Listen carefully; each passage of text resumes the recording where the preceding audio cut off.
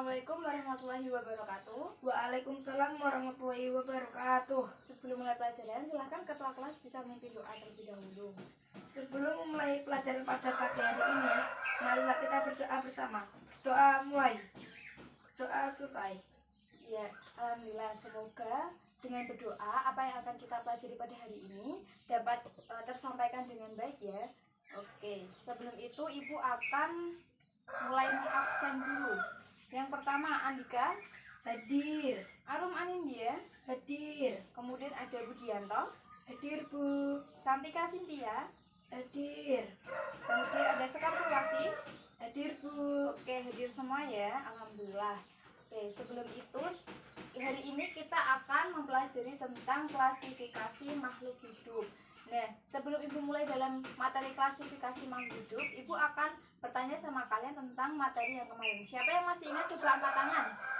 Saya, Bu. Iya, Budianto, apa? Tentang perubahan wujud zat. Oke, bagus. Lalu, dalam perubahan wujud zat itu ada apa aja? Cair, padat, dan gas. Oke, bagus. Untuk yang cair itu contohnya seperti apa?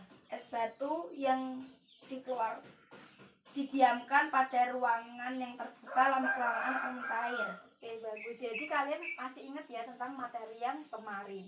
Oke, sebelum masuk ke pelajaran, Ibu akan mengadakan pretest. Nah, silakan kalian bisa mengerjakan sebisa kalian dan jangan menyontek. Ini soalnya cuma 3, kalian kerjakan selama 5 menit. Nanti dikumpulkan ke Ibu kembali. Paham? Paham.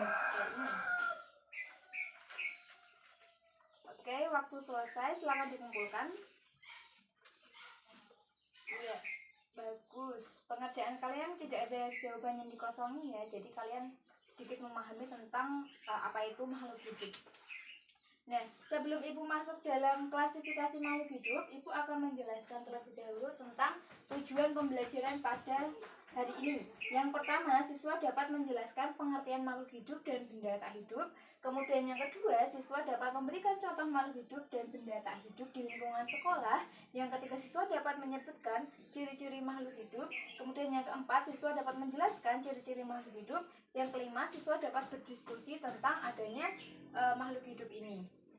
Nah, menurut dari pretest tadi, kan ada soal apa yang dimaksud dengan makhluk hidup. Siapa yang tahu? Coba angkat tangan. Ya, apa? Makhluk hidup adalah segala sesuatu yang bisa bergerak, bernafas, Terus?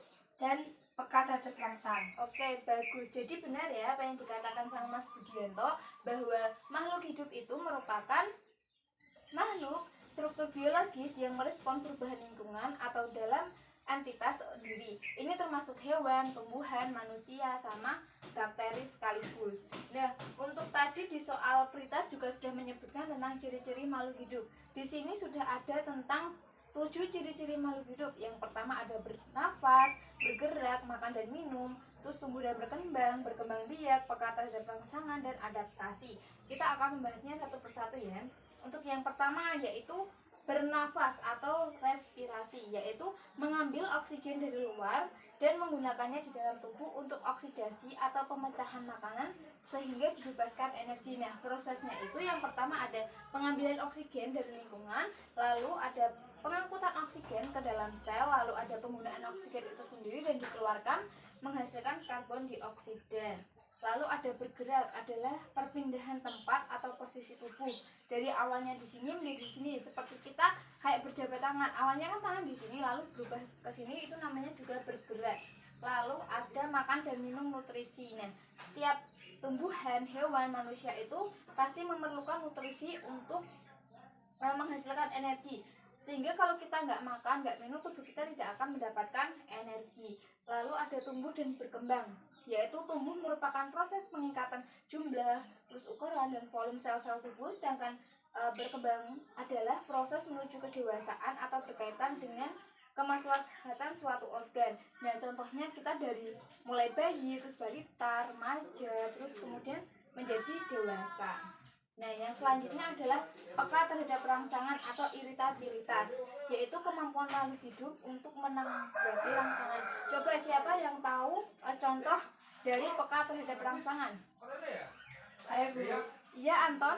Apa? tumbuhan putri malu. Ya, itu kenapa kok bisa dikatakan peka terhadap rangsangan?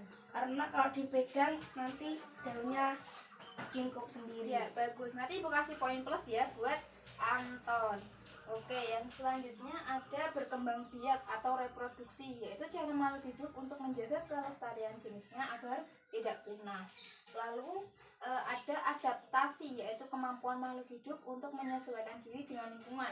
Contohnya, sekarang kan masih musim hujan, jadi kita kayak menggunakan pakaian tebal. Masa di musim hujan kita menggunakan pakaian yang tipis? Oke, materi selesai. Apakah ada yang ditanyakan? Tidak, Bu. Ya, jika sudah tidak ada yang ditanyakan, ini Ibu kasih lembar kerja siswa. Silahkan kalian bentuk kelompok. Satu kelompok terdiri 4 orang. Nah, nanti kelompoknya biar lebih mudah, kalian baris depan belakang aja ya. Ibu kasih waktu selama 30 menit untuk mengerjakan ini. Nanti untuk 10 menitnya kalian silahkan keluar kelas dan mengamati tentang tumbuhan, hewan, sama benda-benda yang ada di lingkungan sekolah. Nanti jangan lupa menuliskan kelompok dan nama anggotanya. Ini di belakang juga ada yang namanya pertanyaan diskusi. Silahkan kalian kerjakan, ada 3 soal, serta jangan lupa untuk mengerjakan kesimpulannya. Gimana, ada yang tanyakan? Tidak, Bu. Oke, Ibu akan membagikan ini lembar kerja siswa ya, silahkan kalian kerjakan.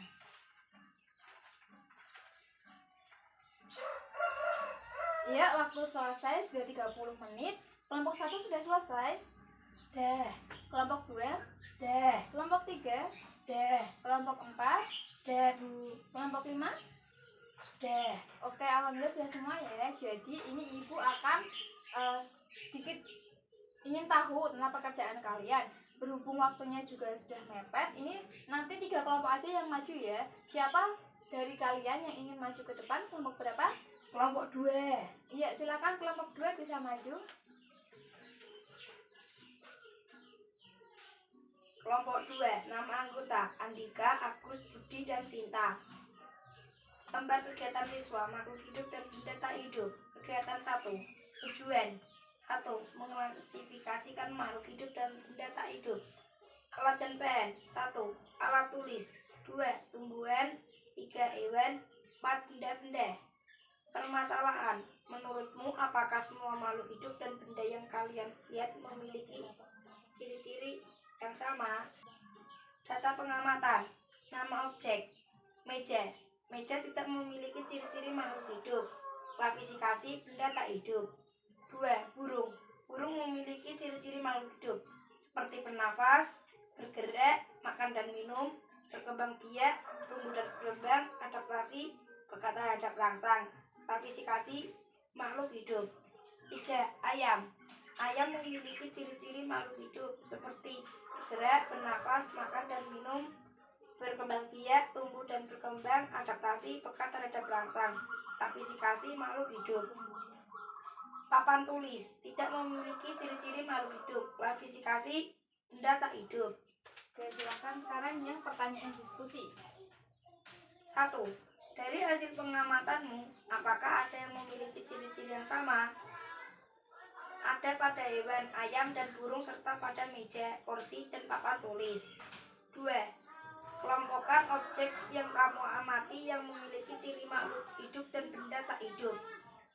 Makhluk hidup, ayam dan burung. Benda tak hidup, meja, kursi, dan papan tulis. 3. Apakah perbedaan makhluk hidup dengan benda yang tak hidup berdasarkan ciri-cirinya? Jika makhluk hidup memiliki 7 ciri-ciri makhluk hidup, sedangkan benda tak hidup tidak memiliki ciri-ciri makhluk hidup. Ya, bagus. Beri tepuk tangan untuk kelompok 2. Silakan bisa duduk kembali. Oke, semua kelompok sudah maju ya.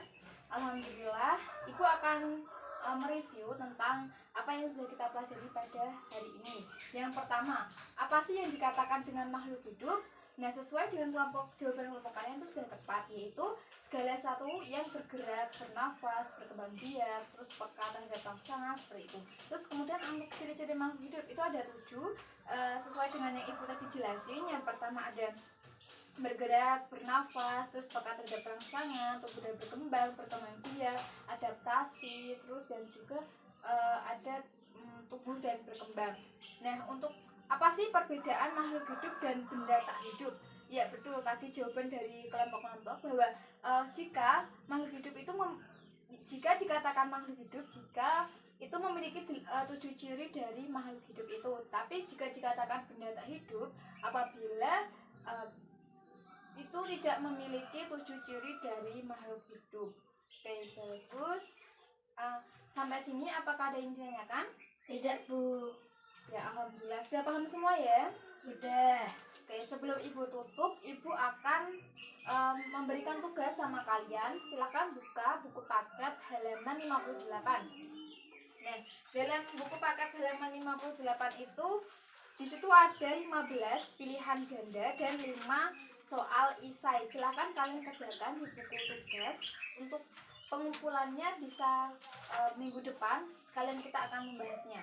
Bagaimana? Apakah ada yang ditanyakan? Tidak, Bu. Oke, alhamdulillah jika tidak ada yang ditanyakan. Sekian dari ibu. Terima kasih. Wassalamualaikum warahmatullahi wabarakatuh. Waalaikumsalam warahmatullahi wabarakatuh.